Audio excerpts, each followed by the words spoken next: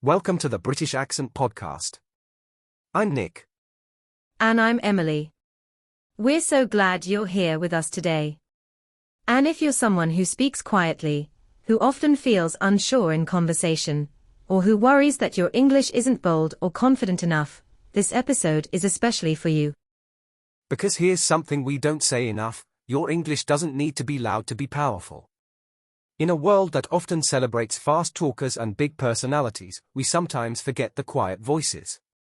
But quiet doesn't mean weak. And soft doesn't mean small. Exactly. In fact, some of the most powerful communicators are people who speak gently, who take their time, who choose their words carefully. And that kind of English, calm, steady, intentional, can have just as much impact, if not more. Think about it.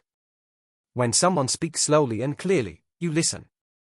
When someone pauses before answering, you know they're thinking. That silence? It carries weight. And when someone says something simple, but sincere, like, "I believe you, you matter," it stays with you. Not because they shouted, but because they meant it. That's such an important reminder for language learners. You don't need to speak like a motivational speaker or a stand-up comedian to make your English meaningful. You can speak with quiet confidence. You can speak in your own rhythm. That's still fluency. And fluency isn't just about how many words you know. It's about how well you use the ones you do know. A calm sentence like, "I'm still learning, but I'm trying," is powerful. A soft answer like, "I don't know yet," shows courage. That's English with heart. Yes. And often, soft-spoken learners feel invisible in class or in conversations. They worry that their English isn't strong because they aren't loud. But volume doesn't equal value. Just because you're not the loudest in the room doesn't mean you have nothing to say. And you're not alone. So many people, native speakers included, feel more comfortable listening than talking. Or writing more than speaking. Or expressing themselves in quiet, creative ways. And that's okay. That's human. And your English can reflect that too. I've had students who thought they weren't good at English because they didn't speak up often. But when they finally did say something, it was thoughtful, deep, and often unforgettable. That's the beauty of quiet English. When it speaks, people listen. That's beautifully put. So if you're listening to this and thinking, "But I'm shy. I don't speak much. My voice is soft," that's not a weakness. That's a strength.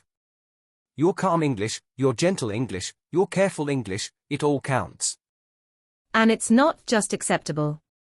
It's powerful. Let's talk about the pressure many learners feel in group settings, like in classrooms, meetings, or language exchange events. There's often this silent expectation: if I'm not speaking often or loudly, I must not be fluent. But that's not true at all. Right? Fluency isn't measured by how fast or loud you speak. It's about clarity, connection, and comfort. Some of the most fluent people I know speak very slowly and softly. But when they speak with purpose. And it lands. I had a student once, her name was Sarah. She was incredibly quiet in class. She almost never volunteered to speak. But every time she did contribute, even if it was just a sentence or two, it always made the room pause. She chose her words with such care. I love that. It reminds me of poetry, in a way. The power of pause, the space between words. Not everything has to be fast or filled with energy. There's a deep strength in stillness, even in speech. Exactly. And especially in English, where intonation and tone matter so much. A gentle voice can express empathy, curiosity, and understanding in ways that louder voices sometimes can't. It's not about how much space you take up. It's about how deeply your words reach. Yes. And for learners who are introverted or anxious, this is such good news. Because it means you don't need to change your personality to succeed in English. You don't have to be louder. You don't have to push yourself to speak more than feels natural. You just have to be real. That's all. Real and consistent. If your English is quiet but clear, slow but sincere, that's beautiful. That's powerful. That's human communication at its finest. We often think we need to perform in a second language, to impress others, or to prove ourselves. But what if we gave ourselves permission to just speak gently? To just be present? To not rush? That's still success. And it makes learning more peaceful, too. Less pressure. Less comparison. More intention. I think a lot of learners would grow faster if they knew they didn't need to be loud to be heard. Exactly. You can whisper and still be understood. You can pause and still be respected.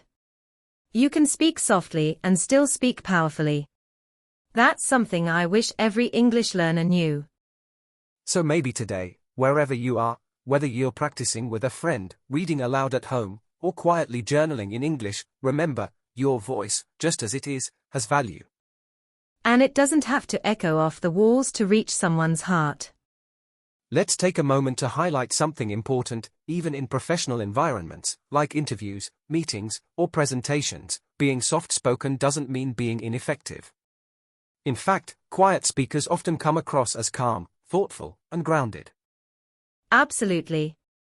I've seen it happen in real time. A room full of noise suddenly goes still when someone speaks softly but clearly. People lean in. They pay attention. It's like your voice invites them to listen, not demands, just invites. There's this quiet strength in choosing words carefully. You don't need to speak all the time. You just need to speak with meaning. And when you do, it resonates, sometimes more deeply than anything loud or flashy ever could. And this applies even if your grammar isn't perfect yet. Don't wait for perfect English to feel confident in your quiet voice. You can speak simply and still touch someone. Saying something like, "I feel nervous, but I want to try," is powerful in any accent, at any level. I love that. Because it's honest. And honesty creates connection. You don't need a long vocabulary list to make someone feel seen. You just need a sentence with heart.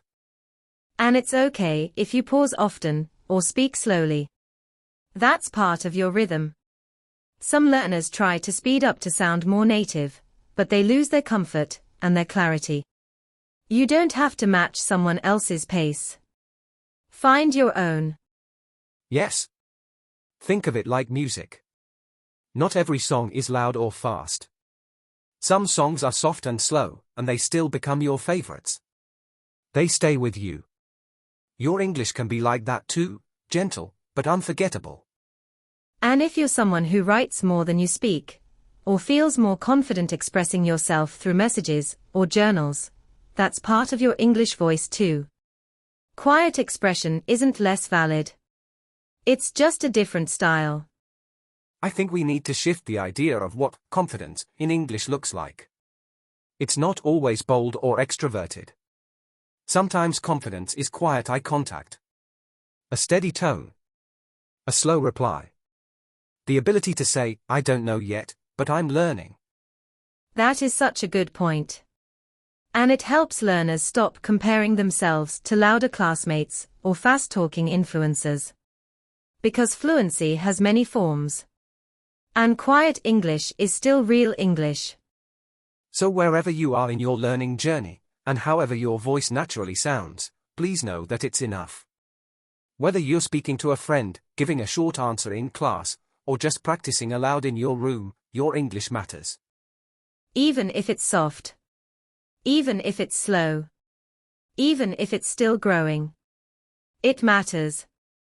So, to everyone listening today, remember this: your English voice, in whatever tone or volume it comes, carries its own kind of power. It doesn't need to shout to be heard. It just needs to be true. That's right.